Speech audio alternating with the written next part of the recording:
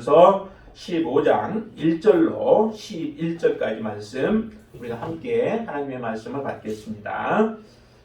형제들아, 내가 너희에게 전한 복음을 너희에게 알게 하노니 이는 너희가 받은 것이요 또 그 가운데 선 것이라. 너희가 만일 내가 전한 그 말을 굳게 지키고 헛되이 믿지 아니하면 그로 말미암아 구원을 받으리라.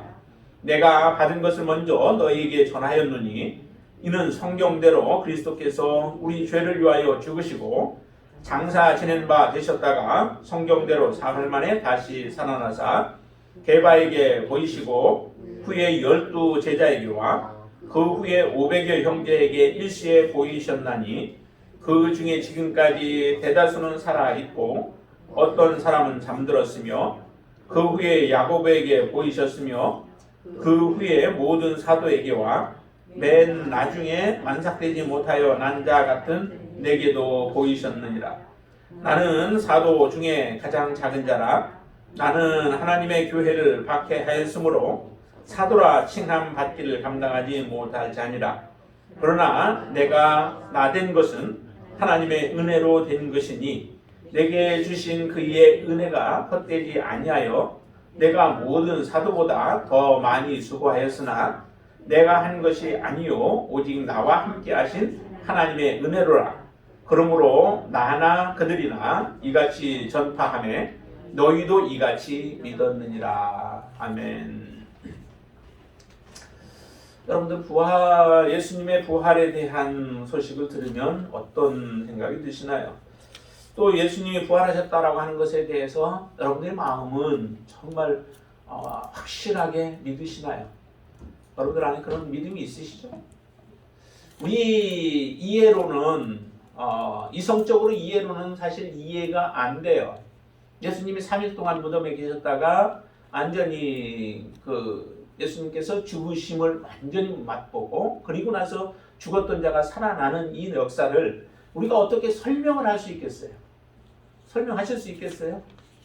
우리가 지금 이 땅에서는 설명을 할 수 없죠.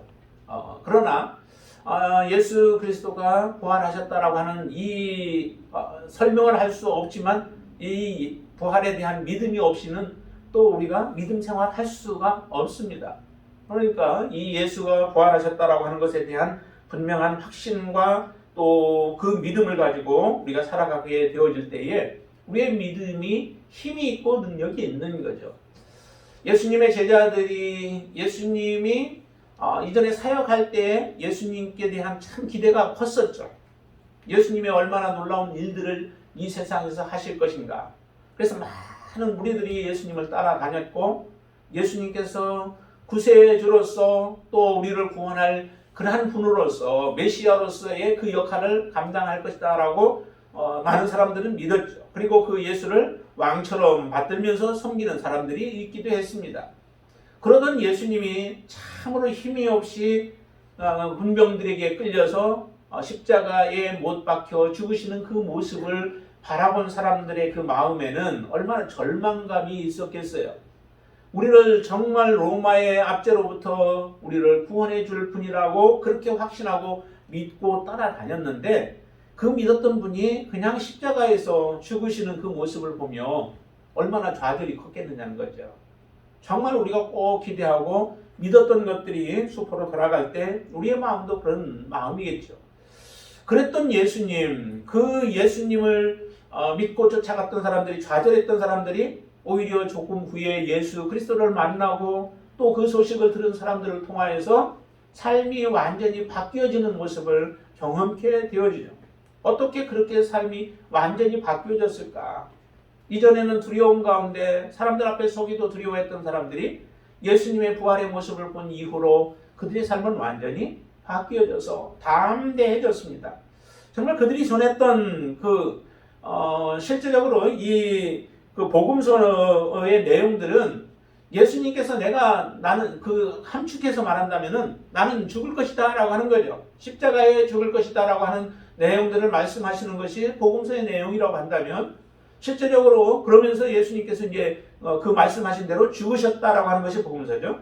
그러나 사도행전에 가면은 사도행전의 내용들을 보면은 예수님이 실제적으로 그 죽었던 예수님이 살아나셨다, 부활하셨다라고 하는 것이 사도행전의 그 골자예요. 큰 핵심이에요. 그리고 나서 이제 나머지 서신들, 그 이후의 서신들을 보면은 서신들은 다 예수님께서 이제 다시 재림하실 것이다. 부활하신 예수 그리스도가 하늘에 승천하셨지만 그 예수님이 다시 재림하실 것이다 라고 하는 내용들이 이제 그 다음 서신서들의 그 핵심적인 내용들이죠. 이렇게 예수님께서 부활하시고 난 이후에 사람들의 삶의 모습이 완전히 바뀌어진 것처럼 우리가 예수 그리스도에 대한 부활을 내가 확고하게 마음에 갖지 않는다면은 실제적으로 우리의 믿음은 무너질 수밖에 없습니다. 예수 그리스도가 정말로 그들의 삶에 얼마나 중요한가, 부활하신 분이 얼마나 중요한가라고 하는 것을 우리가 다시 한번 특별히 여러분들이 깊이 생각할 수 있게 되길 바랍니다. 우리 미숙자매 같은 경우는 예수님의 부활에 대해서 어떻게 생각하고 있나 모르겠어요. 부활에 대해서 얘기는 좀 들으셨나요? 네, 믿습니다. 아, 믿어요. 네, 확실하게. 네. 사실 이 부활이라고 하는 부분들을 오늘 이 그 고린도 교회 교인들도 보면은 조금 부활에 대한 것을 믿지 못하는 사람들이 많이 있었어요. 그러니까 지금 이 편지를 쓴 거죠. 저 12절 한번 보세요. 오늘 읽지는 않았는데 12절 한번 보시죠. 같이 한번 읽어보겠습니다. 그리스도께서 죽은 자 가운데 다시 살아나셨다 전파되었거늘 너희 중에서 어떤 사람들은 어찌하여 죽은 자 가운데서 부활이 없다 하느냐라고 얘기를 하죠. 죽은 자 가운데서 부활이 없다, 죽은 자의 부활이 없다라고 하는 사람들이 있다는 거예요. 예수님에 대한 소식을 이미 많이 들었잖아요. 바울을 통해서도 복음이 신고되어졌어요. 그래서 복음의 핵심도 뭐냐면은 예수님이 십자가에 죽으셨던 그분이 살아나셨다라고 하는 것이 사실은 복음이죠. 그런데 그분이 왜 죽으셨고 왜 살아나셨는가라고 하는 것을 우리가 이제 설명을 한다면은 예수님이 우리를 의롭게 하기 위하여 우리의 모든 죄에서부터 죄를 씻어버리고 죄를 우리로부터 끊어버리고 우리를 의롭게 하기 위하여 예수님이 다시 살아나셨다는 거예요. 죽으시는 이유는 우리를 죄를 위해서 죽으셨고 그 다음에 우리를 살아나시는 것은 우리로 하여금 하나님을 위하여 살도록 그리고 의를 위하여 살도록 우리가 거룩하게 살도록 하기 위하여 주님이 살아나신 거예요. 하나님이 그렇게 살려내신 것이죠. 왜 예수님이 살아나지 못하셨다면 사실은 우리가 믿는 믿음이 무너져 버리는 거죠. 자, 그 이유들을 이제 이야기를 하는데요. 먼저는 일단 한번 좀 보시죠. 자, 이렇게 말하는데 2절 말씀을 우리 한번 보시죠. 2절 말씀. 너희가 만일 내가 전한 그 말을 굳게 지키고 헛되이 믿지 아니하면 그로 말미암아 구원을 받으리라 라고 말씀해요. 사도 바울도 복음은 이미 주님으로부터 받았고 만나서 받았고 제자들로부터 해서 받았겠지만은 그 받은 것을 전하는데 그 전한 말을 복음을 굳게 지키면 너희들이 구원을 받을 것이라는 거예요. 헛되이 믿지 아니하면은 구원을 받을 것이라는 거예요. 같은 말이죠, 사실은. 굳게 지키는 것이나 헛되이 믿지 아니하는 것, 그건 같은 말이에요. 다시 말하면 헛되이 믿지 않는다는 것은 어떤 어려움들, 어떤 이유에서든 우리의 믿음을 흔들려고 하는 것들이 우리에게 찾아오게 돼. 우리가 믿음 생활하다 보면은 그런 일들이 발생하게 되어지죠. 정말로 그만두고 싶은, 하나님 믿어봤자 별 의미도 없는 것 같고, 나에게 도움도 안 주시는 것 같고, 나를 구원하지도 않는 것 같고, 항상 나는 혼자 외롭게 살아가는 것 같고, 나는 버림받은 자와 같은 모습으로 우리가 그렇게 살아가게 되어지, 그런 때가 있어요. 어떠한 상황 가운데서든 간에 우리는 주님을 붙잡고 믿음으로 살아가야 하는데 그것을 버려버리는 거에 그게 헛되이 믿는 거예요. 그러니까 주님을 믿는다 하면서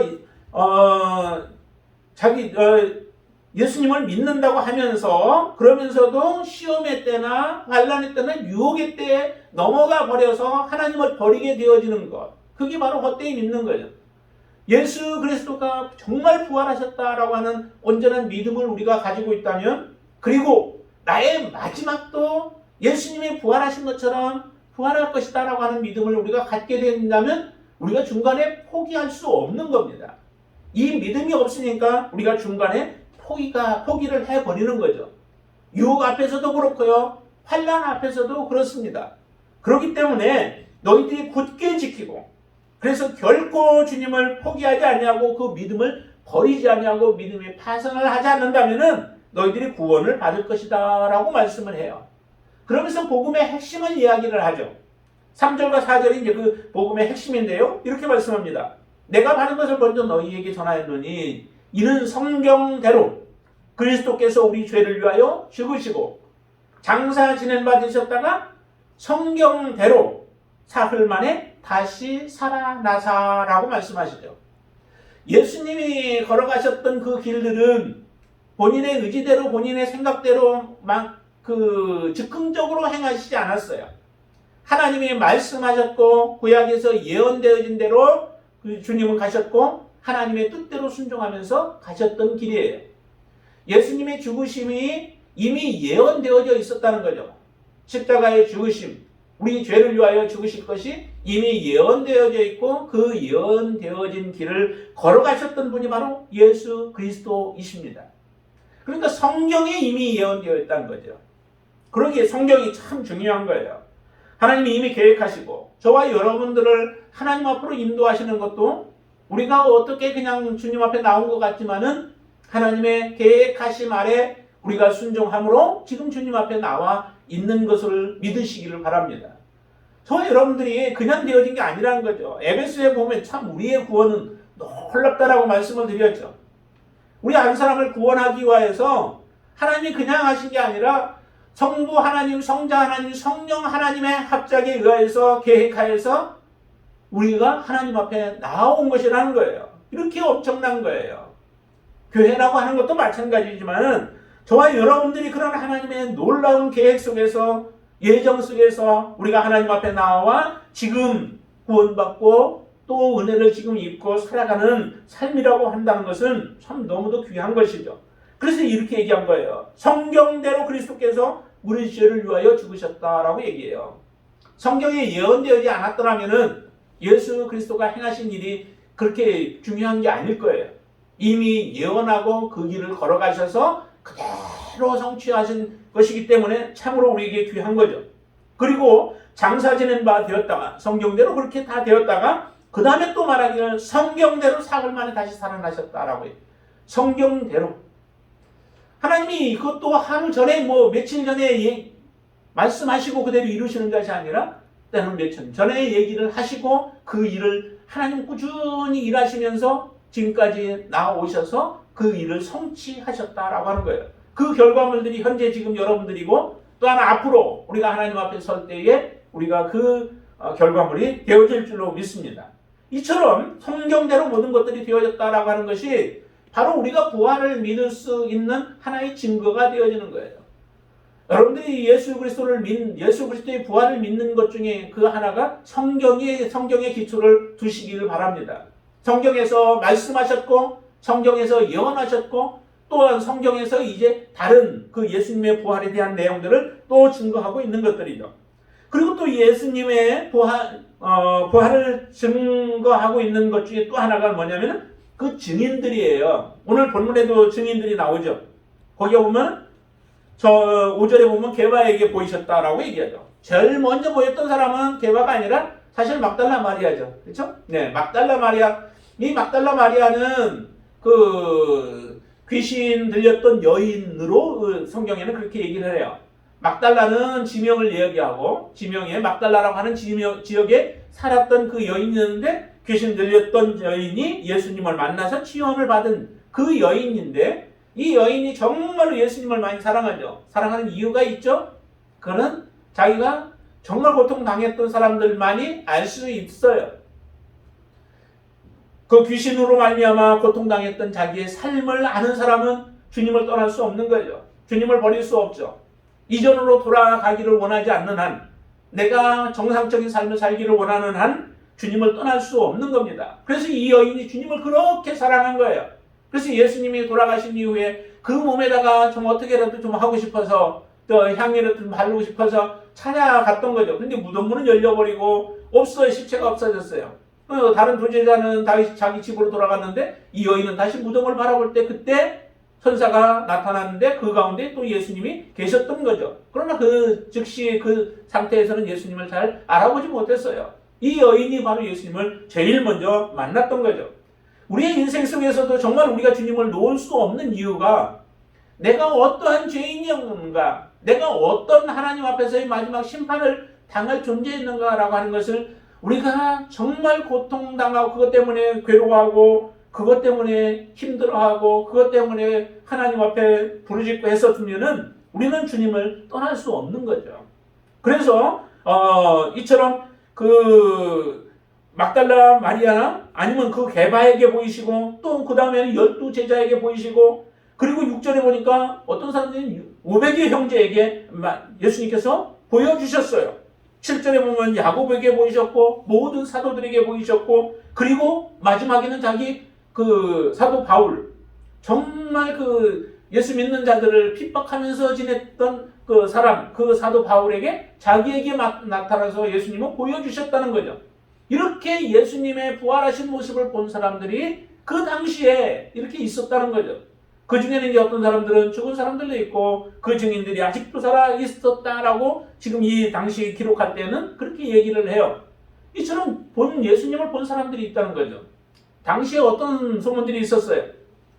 예수님은 완전히 죽은 것이 아니었다라고 그렇게 말하는 사람들이 있었잖아요. 그래서 예수님은 그 잠시 기절했다가 깨어났는데 그거를 부활한 것이라고 사람들이 그렇게 얘기하는 사람들도 있어요. 근데 그 모습이 아니죠. 만약에 그랬다면 어때요? 예수님의 몸은 우리가 똑같은 몸이었을 거예요. 예수님은 그 부활하신 이후에 예수님의 몸은 똑같은 몸이 아니었습니다. 어떻게 알아요?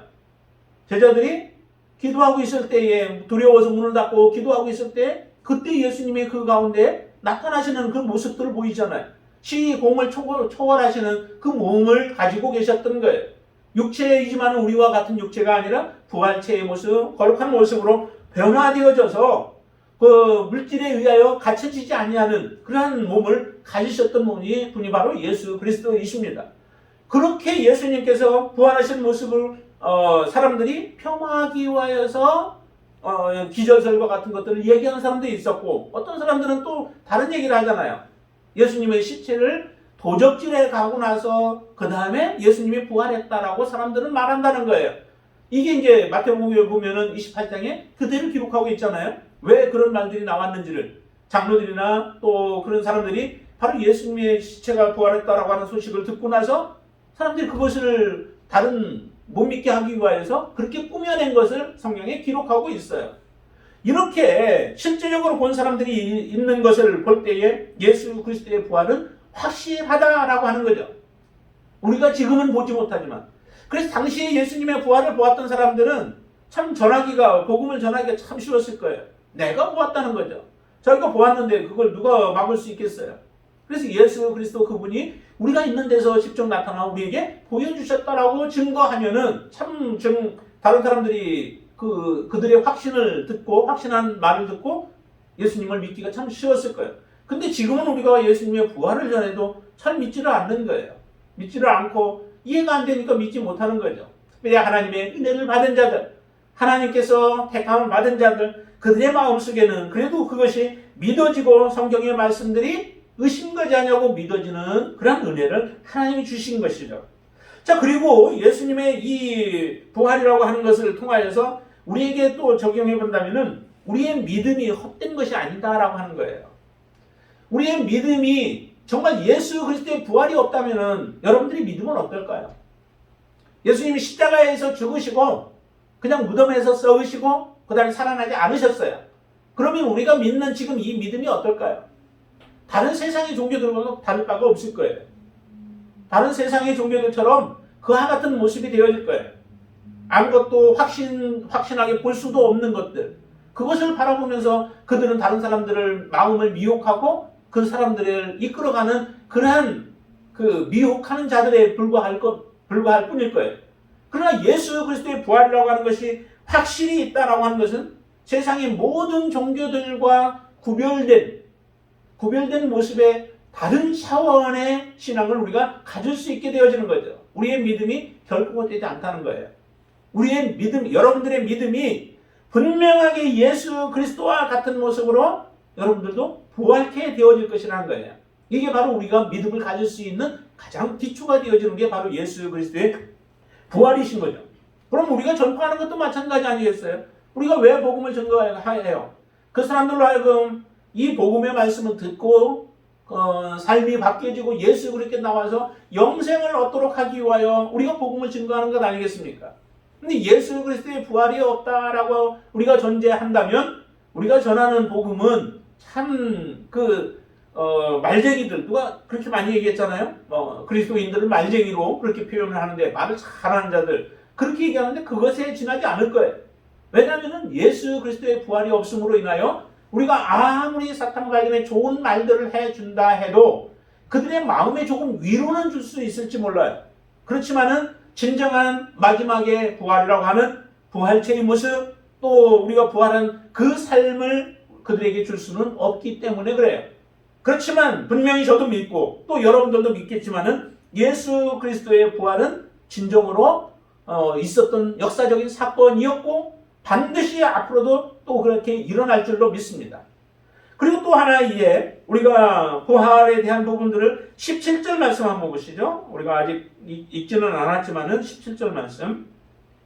자, 16절부터 한번 읽을까요? 16절부터. 만일 죽은 자가 다시 살아난 일이 없으면 그리스도 다시 살아나신 일이 없었을 터이요. 그리스도께서 다시 살아나신 일이 없으면 너희의 믿음도 헛되고 너희가 여전히 죄 가운데 있을 것이요 라고 말씀해요. 예수 그리스도가 다시 살아나신 일이 없다라고 하는 것이 전제가 되어진다면 어떤 또 정말 어떤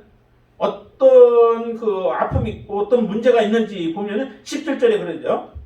너희 믿음도 헛될 뿐만 아니라 그 다음에 또 하는 얘기가 너희가 여전히 죄 가운데 있을 것이다 라고 얘기를 해요. 예수님의 부활과 우리의 죄가 연결되어 있다는 거죠. 예수님이 부활하신 것은 왜 그래?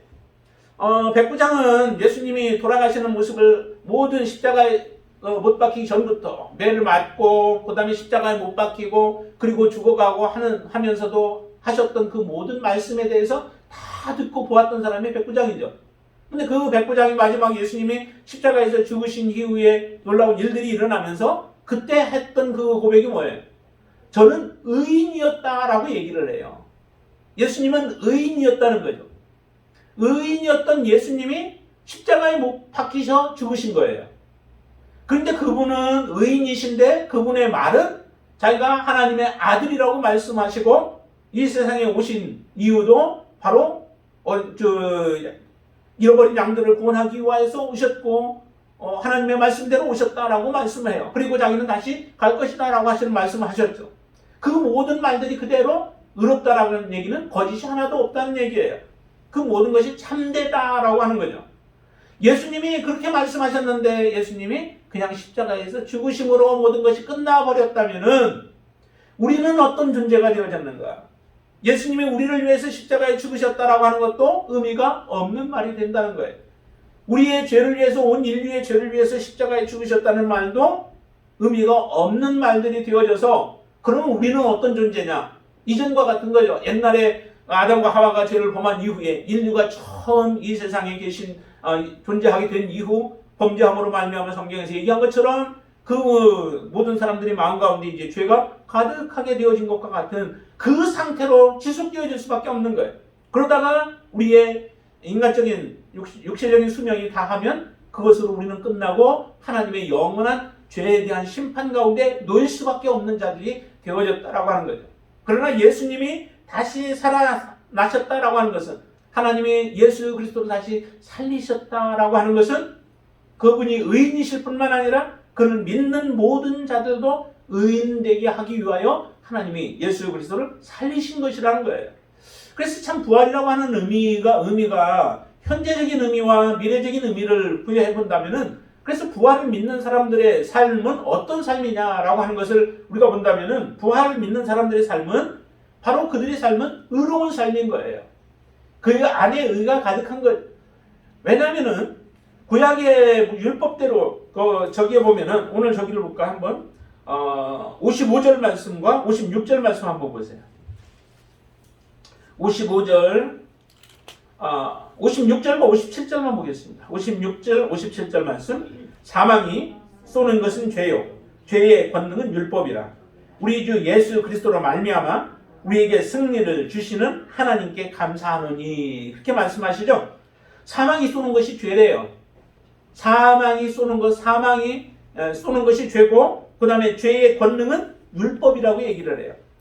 율법의 권능, 죄의 권능 아니면 율법의 권능. 율법이 뭐 어떻게 하냐면 율법은 모든 사람을 다 죄 아래 놓게 만들었죠. 율법 아래에서 의로운 사람이 이 세상에 있어요, 없어요? 율법 아래에서 의로운 사람이 없는 거예요. 율법의 모든 것을 비추어 보면은 의로운 사람이 하나도 없죠. 그래서 그것을 어떻게 해서든 행함으로 말미암아 의로워져 보려고 사람들이 하지만은 그렇게 살아갈 수 없는 거예요. 살아갈 수 없고 그들은 더욱더 절망을 느낄 수밖에 없는 거죠. 그래서 그처럼 율법이라고 하는 것은 모든 사람들을 죄 아래 놓는 그런 권능이 있다라고 하는 거예요. 그러나 반면에 예수 그리스도를 보세요. 우리 주 예수 그리스도로 말미암아 우리에게 승리를 주시는 하나님께 감사한다라고 얘기를 하잖아요.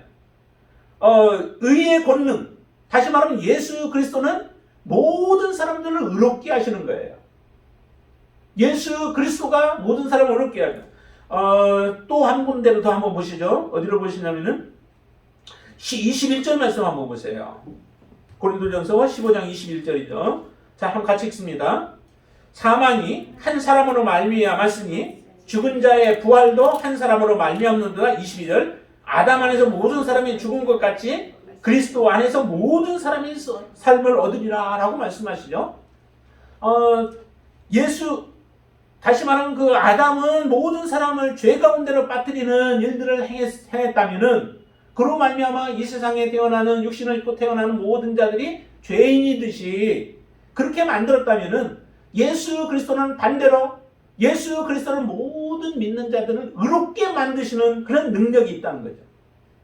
단지 우리를 의롭다라고 하는 정도가 아니라 승리를 주시는 하나님께 감사한다라고 말씀하죠. 그리스도로 말미암아 우리 주 예수 그리스도로 말미암아 승리를 주신다, 이기게 하신다라고 하는 거예요. 그렇게 하시는 능력이 누구에게 있냐? 예수 그리스도께 있다는 거예요. 그러니 이 예수 그리스도 그분을 믿으면 우리의 모든 죄 가운데서 우리가 이 죄를 이기고 승리할 수 있게 하시는 거죠. 육신을 입고 있는 자들이 승리하지 못함으로, 이기지 못함으로, 하나님의 온전한 뜻을 이루지 못함으로 인하여 하나님께서 우리 안에 성령을 주시고 예수 그리스도를 주심으로 우리로 하여금 이길 수밖에 없도록 하나님은 우리를 그렇게 인도해 주신다는 거예요. 얼마나 큰 놀라운 능력이에요.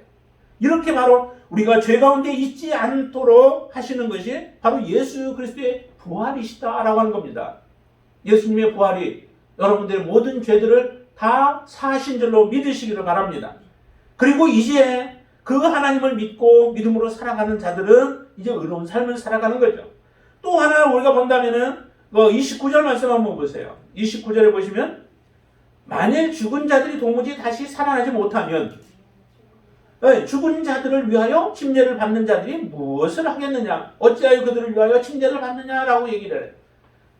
침례를 받는 것, 그것이 바로 죽은 자들이 도무지 살아나지 못한다면은, 부활이 없다면은 침례를 받는 것, 그것이 무슨 의미가 있느냐? 뭐 이런 의미는 아니에요.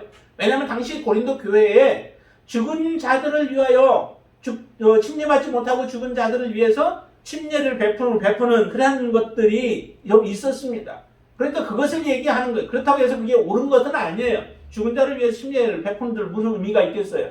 그러나 여기서는 그래도 그들이 살아있을 때 침례를 받지 못했을지라도 그들을 위하여서 혹시 침례를 베풀어 주면은 그러면은 그들이 다시 살았을 때에 부활했을 때에 그들에게 복이 간다라고 생각을 했던 거죠. 잘못된 생각이지만 그런 생각을 가지고 침례를 베풀었던 것인데 바로 이처럼 만일 죽은 자들이 도무지 살아나는 것이 없다면 너희들이 그렇게 잘못된 생각 가지고 행하는 일들 그것이 무슨 의미가 있겠느냐라고 하는 그 말씀을 하시는 거예요. 그리고 또 한 가지 우리가 이 부활이라고 하는 것이 우리에게 참 중요한 것은 30절 한번 보세요. 또 어찌하여 우리가 언제나 위험을 무릅쓰리요라고 얘기를 하죠. 위험이라고 하는 것은 우리가 죽을 위기 가운데 놓여지는 거예요. 여기에 사도 바울은 이렇게까지 표현하죠. 32절에 보면 내가 사람의 방법으로 에베소에서 맹수와 더불어 싸웠다면 내게 무슨 유익이 있으리요? 라고 얘기를 해요. 맹수와 싸운들 그게 무슨 유익이 있겠는가? 실제적으로 우리의 부활이 없다면은 내가 위험을 감수하고 하나님의 복음의 말씀을 증거하고 하나님의 말씀대로 순종하며 살아가고 하나님의 의를 행하며 살아가는 것들이 무슨 의미가 있겠는가? 단지 이 땅에다가 내 이름을 조금 날리는, 이름을 드러내는 것 뿐이지, 내가 그렇게 해서 위험을 감수하며 내 목숨이 끊어진다면 우리 목숨보다 얼마나 중요한 게 무엇이 있겠어요? 이 세상 가진다고 해도 여러분들 목숨 요구하면 줄 수 있겠어요? 그러나 우리는 줄 수 있는 거죠. 왜요? 우리의 목숨, 이 생명, 육신적인 생명이 다 끝이 아니라 다시 부활이 있다라고 하는 믿음이 있기 때문에 혹시라도 더 중요한 가치가 있는 부분이 있다면 우리의 목숨을 내놓고라도 우리가 그것을 붙잡고 믿음으로 살아갈 수 있는 것이죠. 그게 바로 이 부활이 있기 때문에 가능한 거예요.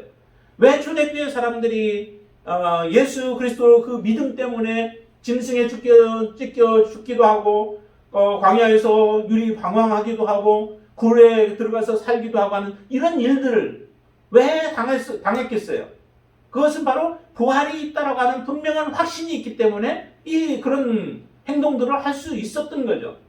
예수 그리스도를 부인하면 살려주겠다라고 하는 그러한 협박 앞에서 담대하게 설 수 있는 이유는 어디 있습니까? 이 부활의 신앙이에요.